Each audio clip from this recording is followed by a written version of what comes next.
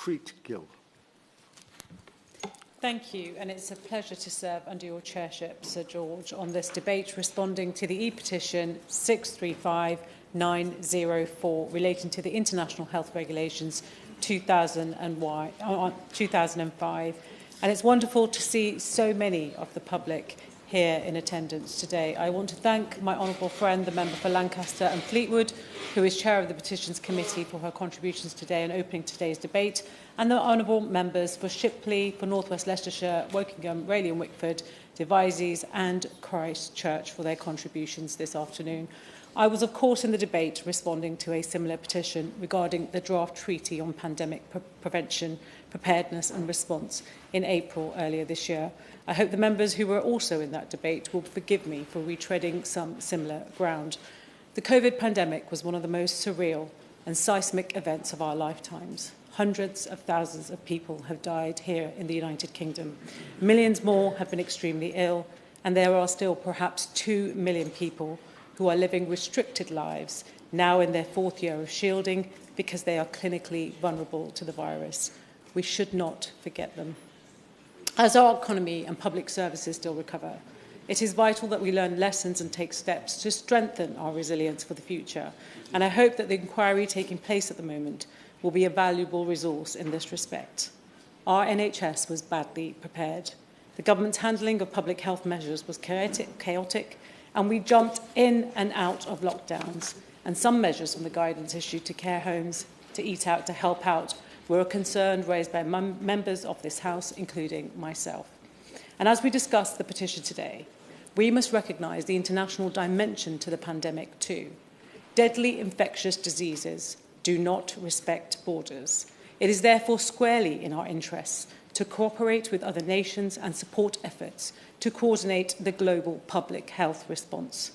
The lesson of the pandemic was that no one is safe until everyone is safe.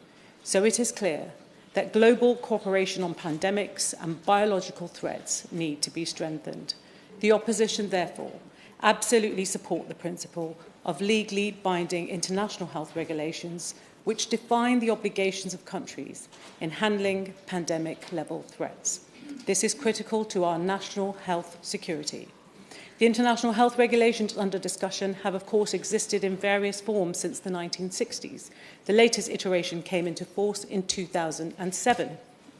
As they stand, the international health regulations obligate the 196 state parties to develop national core public health capacities for detection, assessment, control and reporting of public health events, and at some international ports, airports and ground crossings.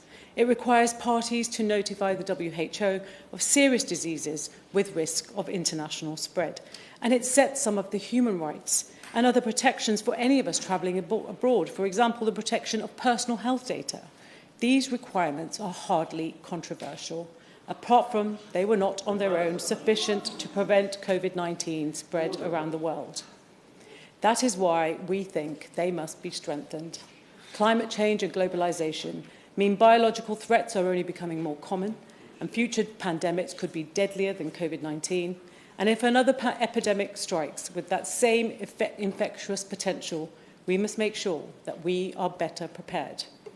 Sir George, the subject of debate today is how amendments to the international health regulations and the pandemic accord under negotiation at the World Health Organization might actually impact United Kingdom public health policy in the future.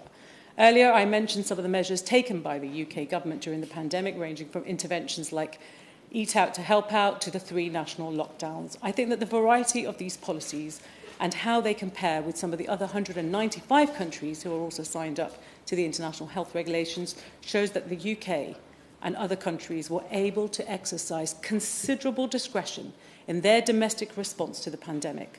And I think it's really important to emphasise and begin by emphasising this fact.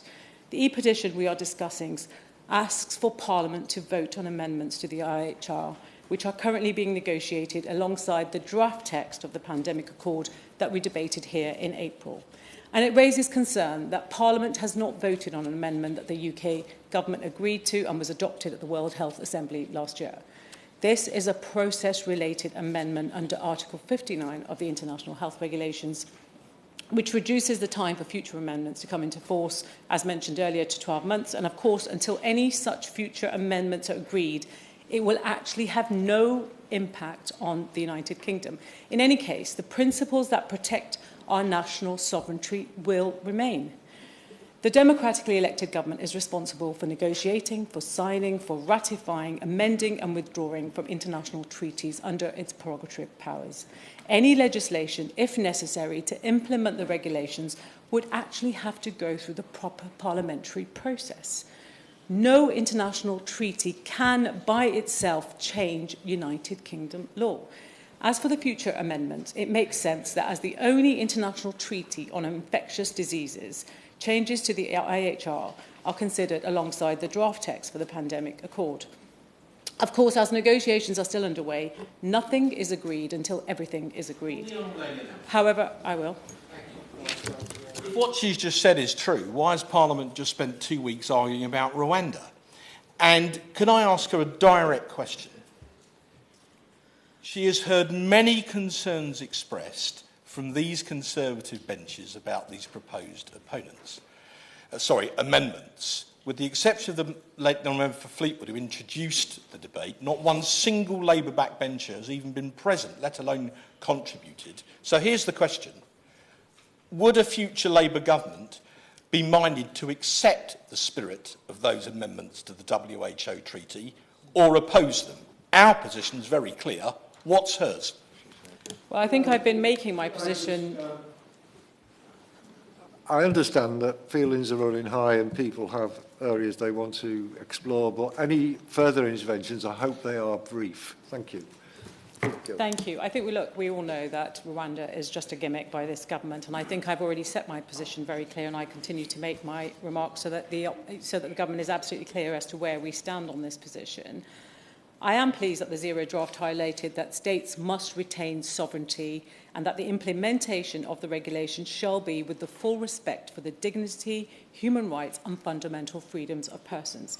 I'd ask the Minister to take the opportunity to update us on the progress being made in negotiations over the amendments and the draft text, and can he reassure our constituents that they would not sign up to anything that would compromise the UK's ability to take domestic decisions on national public health measures? I will do.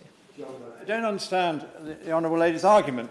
This amendment to the regulation would mean that the WHO could decide there was a health crisis in our country, whether we thought there was or wasn't, and could then tell us how we had to handle it in far more detail than the advisory work it did during the COVID crisis. It would be mandatory. What doesn't she understand about that, and why doesn't she disagree with it?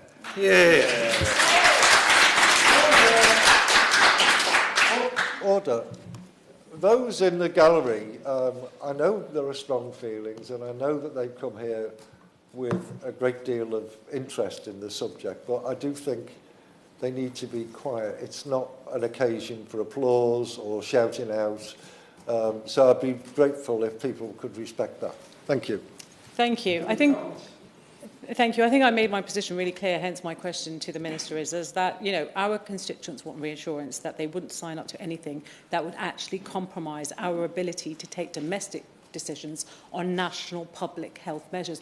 Nothing has been agreed. I mean, today is an opportunity to hear from the Minister as to how those negotiations are actually going forward and what amendments have been accepted. So I also want to hear from the Minister. The reality is, I'm not taking any more interventions, the reality is that while the pandemic is over now, the threat is not over, and we must never leave our country with such a soft underbelly again. We strongly support efforts to strengthen the international legal framework to prevent, protect against, control and respond to cross-border health threats.